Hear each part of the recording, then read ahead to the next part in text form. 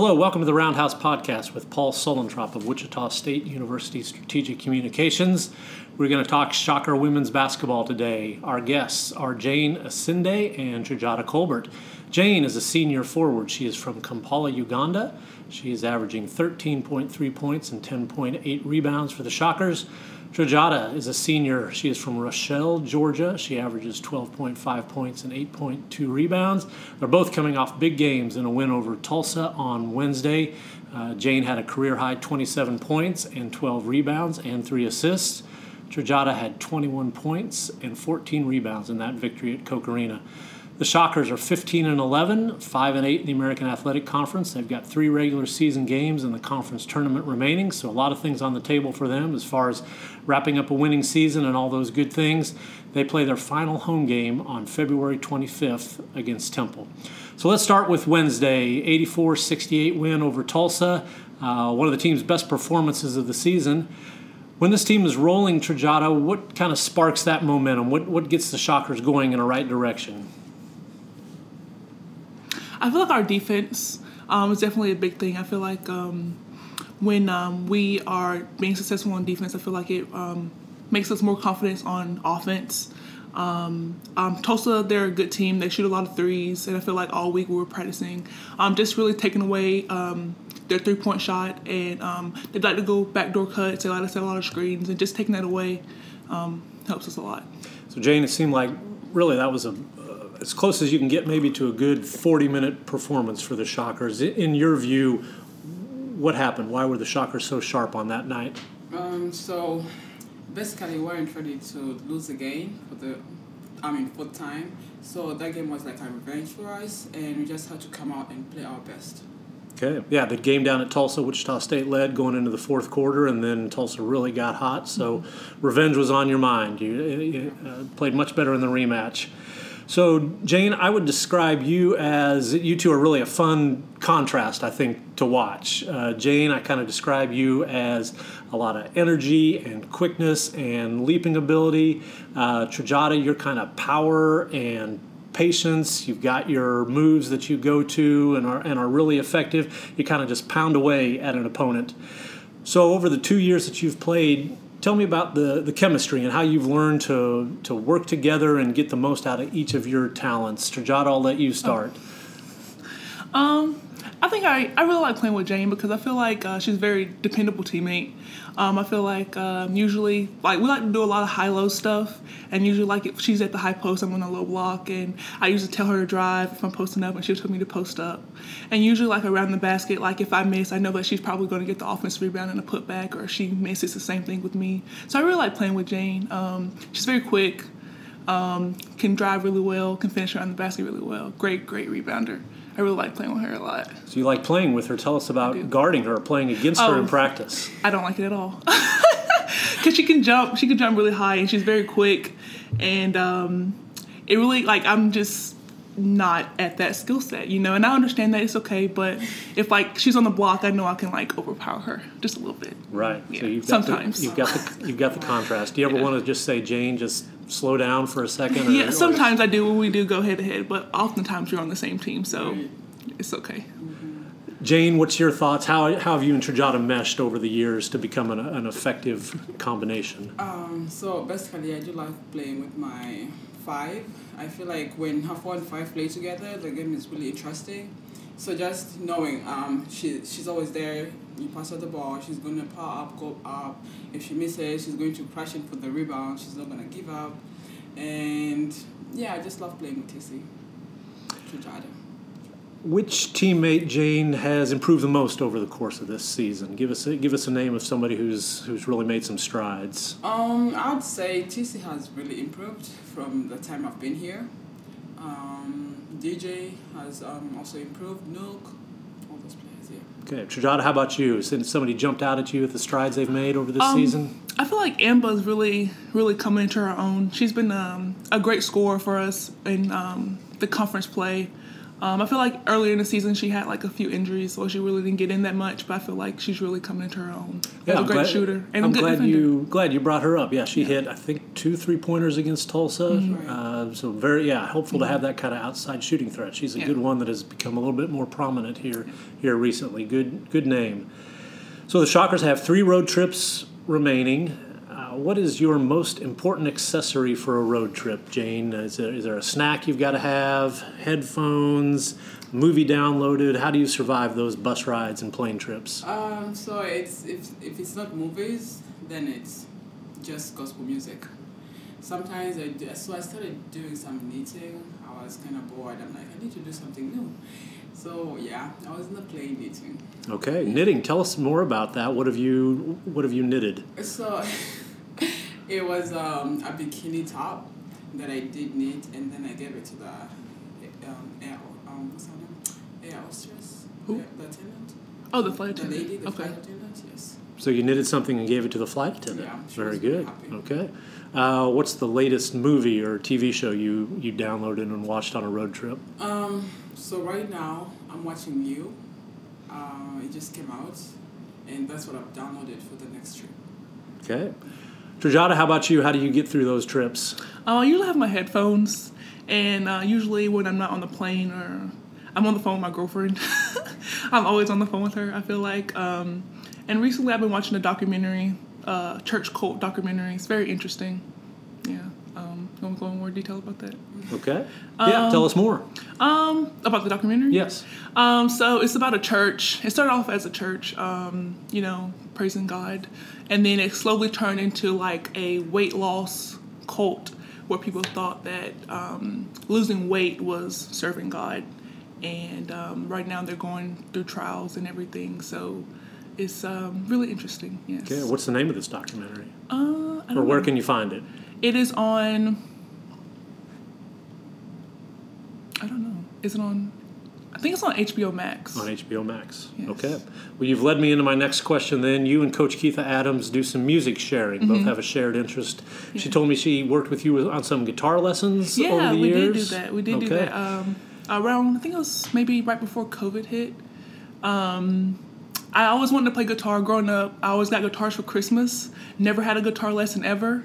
So I just had like a guitar collection for a while.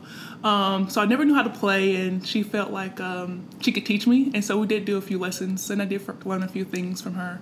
In our music, I feel like I have a wide variety of music that I enjoy, and so does Coach Adams. We like Alabama Shakes. So it's like an alternative, like kind of soft rock band. And then like the oldies, 70s, 80s music we really like. So, yeah. What's the most recent song or artist that you've shared with Keitha? Let's see. She sent me, can I look it up real quick? On my phone. Sure. She sent me a song.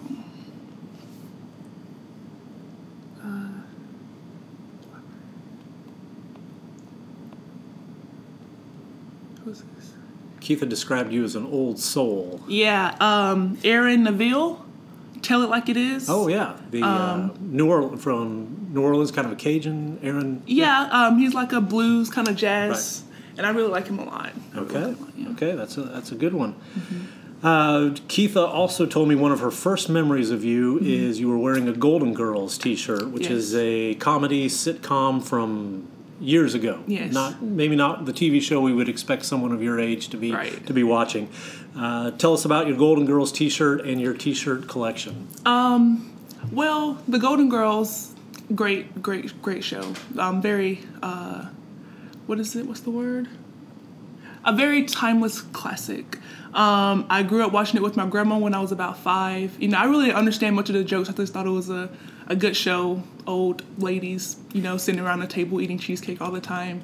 And then when I got older, I started watching it again, and then I started understanding what they were talking about. And I felt like it was just very relevant to today's times. And their jokes are just so funny, and it's just very interesting because they're just old ladies. And I have a lot of t-shirts of the Golden Girls. I have a lot of socks, a lot of like just collectible items from them. And recently, it was around my birthday, October 8th. They had a play here in Wichita at Roxy's downtown. And Coach Adams saw it, and she sent it to me, and she said, I think this would be a good birthday gift for you. And so I went to go see, and it was men dressed up as the Golden Girls, and they did a couple of episodes. They performed a couple of episodes, and then it was also like commercial breaks.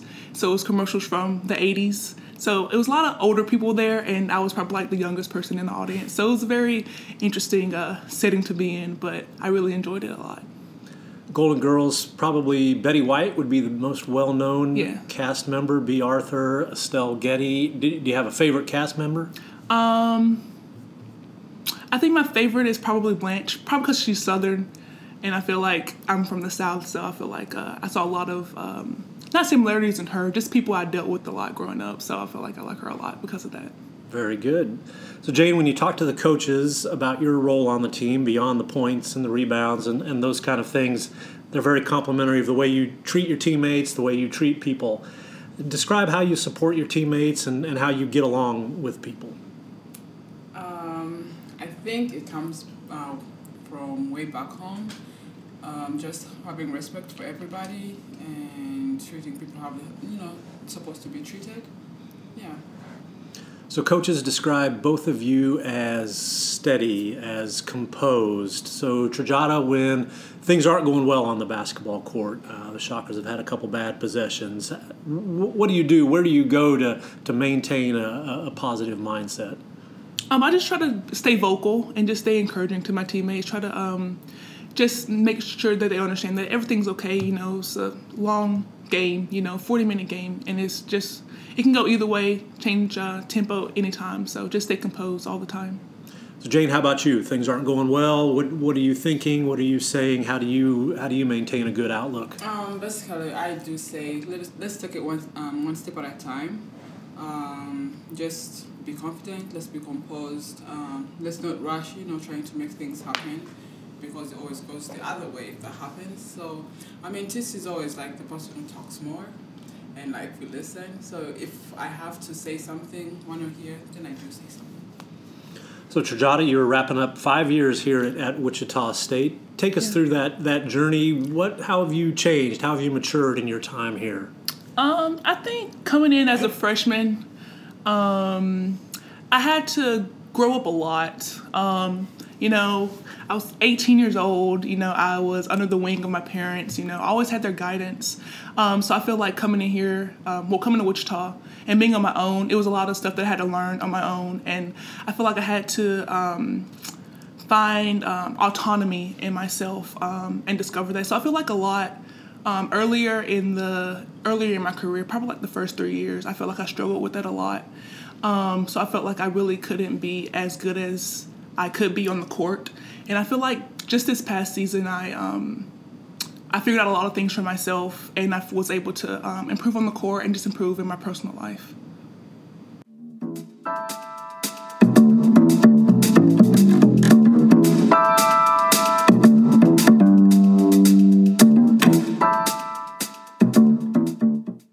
Hi, this is Rick Muma, president of Wichita State University. Check out the latest episode of the Forward Together podcast. Each episode, I sit down with different guests from Shocker Nation to celebrate the vision and mission of Wichita State University. Listen wherever you get your podcasts.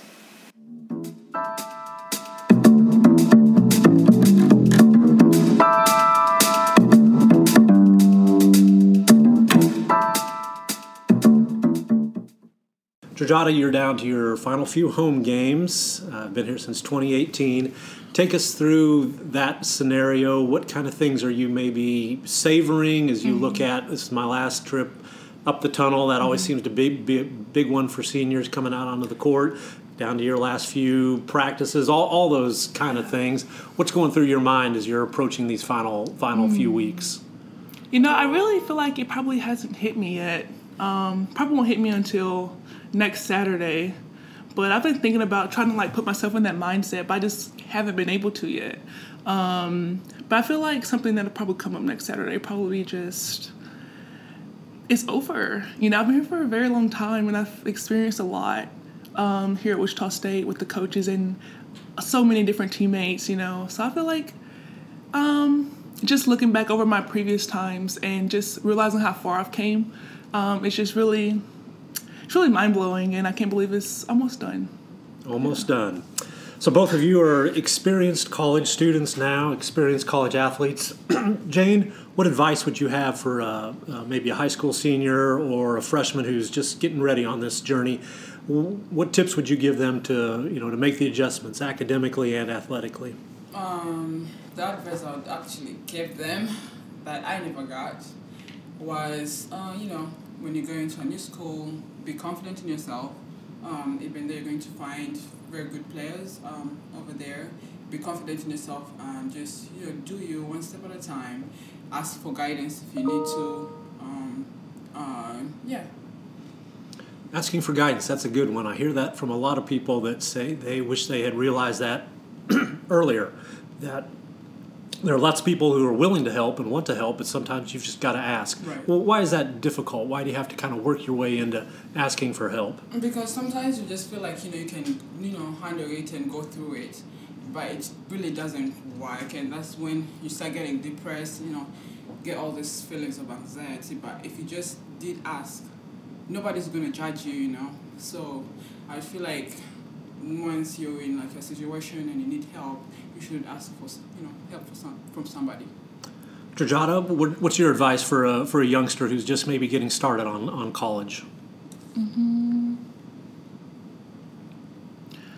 I think very similar to what Jane said. I feel like asking for help is just a big thing. I feel like being young, coming into college, like Jane said, you feel like you can do it on your own. And it's like there are a lot of people willing to help student athletes, because there are a lot of issues that happen in athletics, that aren't always addressed.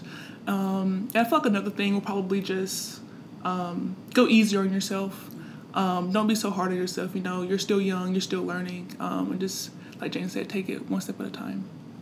I hear a lot about time management and organization that people learn as they get through college. Do you have a time management tip for youngsters coming into college? I think just find balance and just don't try to do too much at one time. You'll be here in college for 4 years, so you have time to figure things out and just take it steady, be slow, and just, it's okay. It's always going to be okay. At the end of the day, it's going to be okay. Jane, how about you? Have you developed some time management, some organizational skills that are helpful? I don't know. Basically, having Andrew as our academic advisor or something like that really helps us. He plans ahead for us, and just having that, in mind, helps us balance time more. Andrew Moses, you're talking about the Yes. academic advisor for the women's basketball team. Right.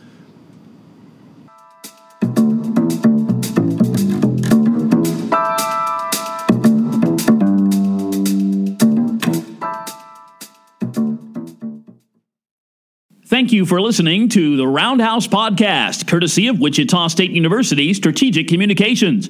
We encourage you to rate, review, and subscribe wherever you get your podcasts. You can find more Roundhouse content at GoShockers.com. It's over. It is over. Ladies and gentlemen, say it slowly and savor it. Wichita State is going to the Final Four for the first time in 48 years. Unbelievable. What a scene, folks. The Shocker fans are just going crazy in the stands. Just maybe the greatest win in the history of Wichita State basketball.